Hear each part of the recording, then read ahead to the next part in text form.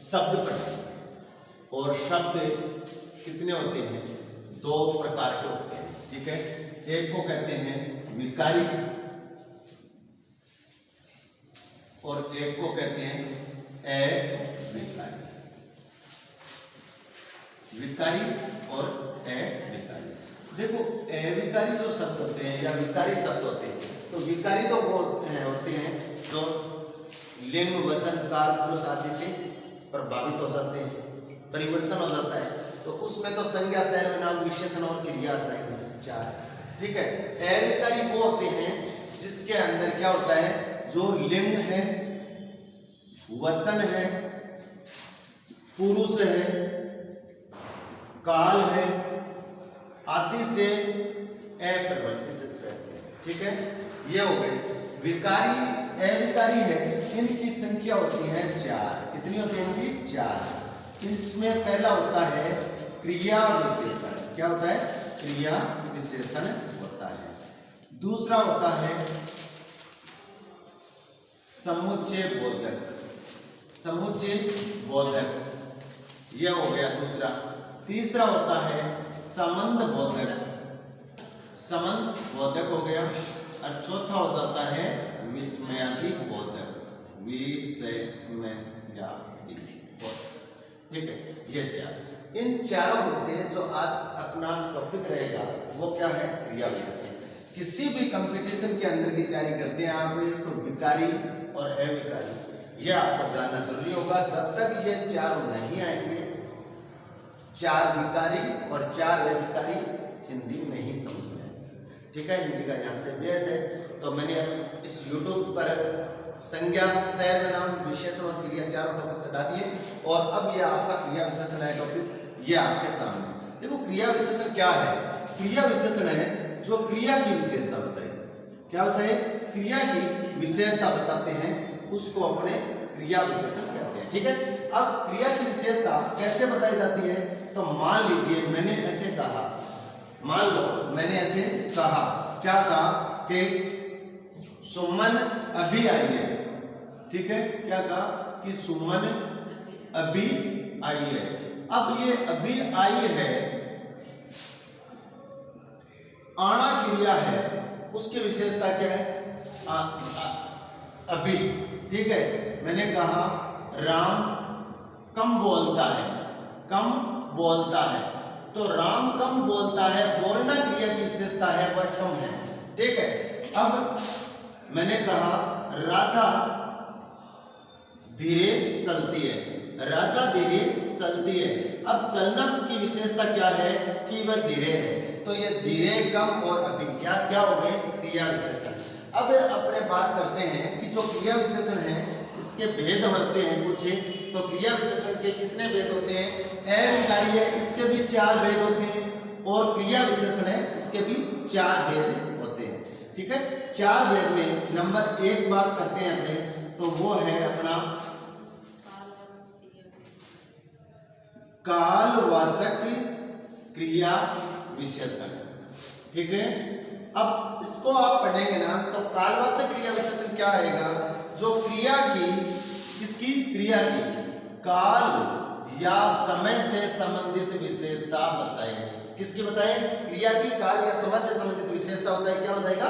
कालवाचक क्रिया विशेषण, ठीक है। इसमें मैंने कहा अभी सुमन अभी आई है, सुमन अभी आई है। आना की विशेषता क्या है? अभी, अभी है समय। मैंने कहा राम परसों आएगा, परसों आएगा। अब आने की विशेषता क्या है? परसों। ये परसों भी समय है, अभी भी समय है। आप कह रहे हो सीमा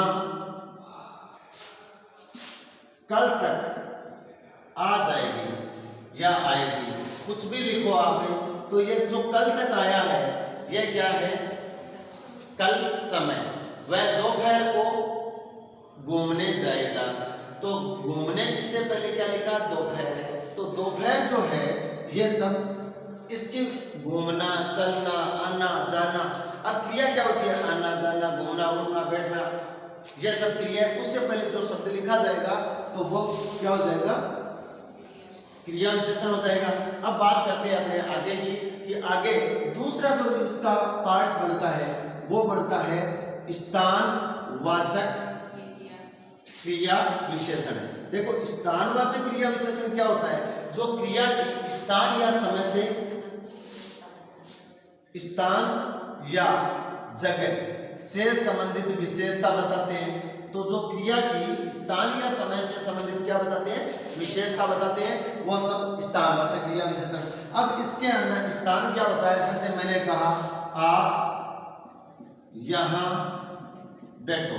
अब ये जो बैठना है, बैठना यहां एक जगह है, बैठना से पहले यहां लिखा है, ठीक है ना, तो ये स्थान है। वह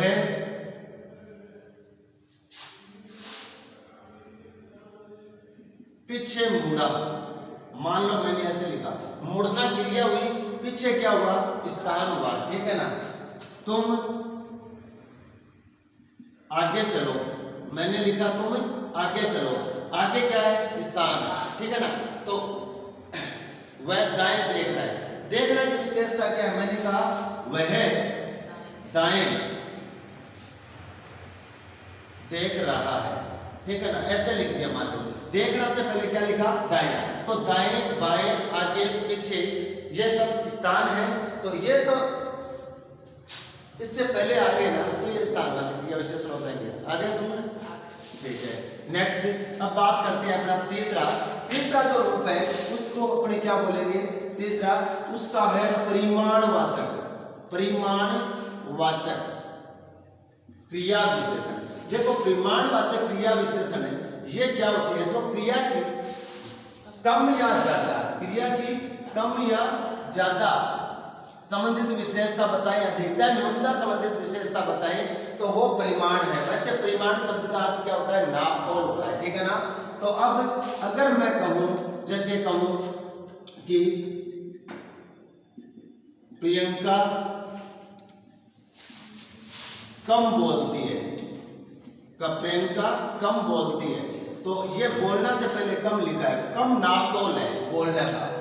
मैंने कहा सुमन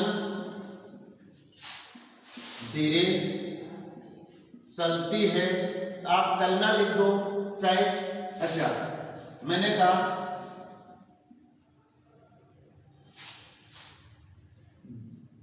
जितना कम खाओगे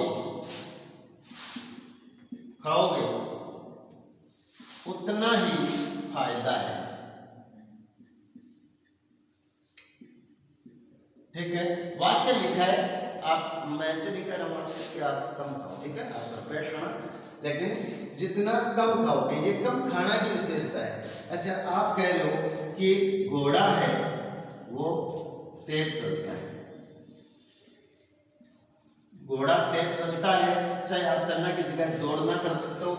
यहां पर मैंने ये नाप तो लिखा है, कोई चीज कम या ज्यादा होती है तो उसका ये हो सकता है, ठीक है। तो कुल मिलाकर आपको ये भी समझ में आ गया। अब अपने बात करते हैं इसका जो अगला यानी चौथा रूप है, वो अब चौथा रूप है वो क्या हो जाएगा, वो है रीतिवाचक क्रिया विशेषण। देखते हैं इसको कि जो चौथा रूप है वो हो जाएगा रीतिवाचक क्रिया विशेषण, ठीक है। अब रीति का मतलब होता है विधि, तो जो क्रिया की रीति या विधि से संबंधित विशेषता बताए, किससे संबंधित, रीति या विधि से संबंधित विशेषता बताए, तो वो की रीतिवाचक है। अब इसमें कई प्रकार से अपने इसमें ले लेते हैं, जैसे रीतिवाचक है, ठीक है ना। फिर भी मैंने मान लो इसमें ऐसा ही कहा कि वह अचानक गिरा। अब गिरना से पहले क्या लिखा है, अचानक है, तो वह क्या हो गया, वह अचानक गिरा। यह अचानक रीतिवाचक क्रिया विशेषण है।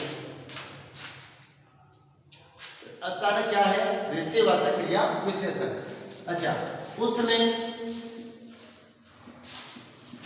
सहसा देखा, अब देखने से पूर्व लिखा है उसने सहसा, ये सहसा रीतिवाचक है, ठीक है ना। वह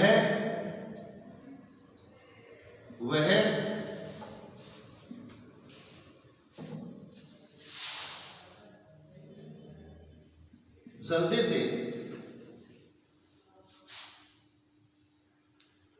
उठता है, वह जल्दी से उठता है या वह जल्दी उठता है। तो आप वह जल्दी उठता है, अब ये जल्दी, अच्छा ये सब रीतियां हैं, ठीक है ना।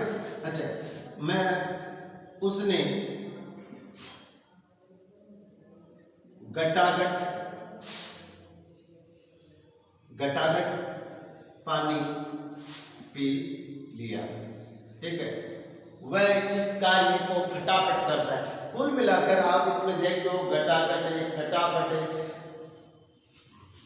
जितने भी बातें हैं, सहसा, जल्दी, ये सब रीति या विधि है। तो अब ये टॉपिक, अब देखो एग्जाम में जब आप इस टॉपिक से संबंधित आपसे प्रश्न पूछेंगे ना, तो एग्जाम में चाहे वो एसआई का एग्जाम हो, चाहे एलडीसी का हो, चाहे दिल्ली पुलिस हो, चाहे फर्स्ट ग्रेड सेकंड ग्रेड हो, ठीक है, चाहे पटवार ग्राम से हो, सब में प्रश्न पूछेंगे ना, तो आपसे एक वाक्य दिया जाएगा। कैसे वाक्य दिया जाएगा? जैसे राम कल आएगा, राम कल आएगा। एक बार आप वही रुको, राम कल आएगा। तो कल जो इस वाक्य में कल है, वाक्य में कल है, इसमें ऐसा पूछा जाएगा रेखांकित पद क्या है। अब इसके सामने हमेशा एक नियम रहा है आरपीएससी का, जब भी एग्जाम कराती है ना, राम कल आएगा, तो कल जो है इसके आगे रेखांकित पूछा जाएगा। अब इसमें पूछा जाएगा कि क्रिया विशेषण है, संबंध बोधक है, समुच्चय बोधक है या विस्मयादि बोधक है। तो सिंपल बात है, ये आना से पहले लिखा गया है, तो ये क्या हो जाएगा? क्रिया विशेषण हो जाएगा, ठीक है। श्याम, अगर मैंने बोला श्याम देरी से आएगा, ठीक है, श्याम देरी से आएगा। यह देरी क्या है? देरी क्रिया विशेषण है। ऐसे ही मैंने कहा राधा ने तेज दौड़ लगाई। अब इसके अंदर ये तो तेज है, इसको रेखांकित करके पूछेंगे, तो ये क्रिया विशेषण है, ठीक है ना। तो राधा क्या है इसमें?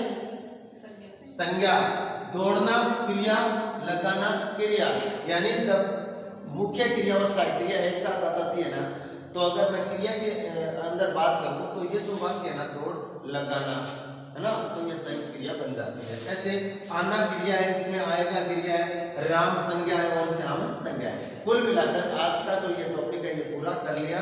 और मैं सब जो ऑनलाइन देख रहे हैं पूरे राजस्थान से या कहीं से भी मुझे आप देख रहे हो, हिंदी का टोटल टॉपिक है वो आपको मैं संज्ञा से लेकर जितने भी ये 30 टॉपिक व्याकरण के मैं इसी बोर्ड के ऊपर आपके सामने रखूंगा। एक दिन का एक वीडियो आएगा, तत्काल आप चैनल को सब्सक्राइब कर लेना और अपने फ्रेंड्स को भी भेज देना, चाहे आप तैयारी किसी कंपटीशन की कर रहे हैं। Thank you.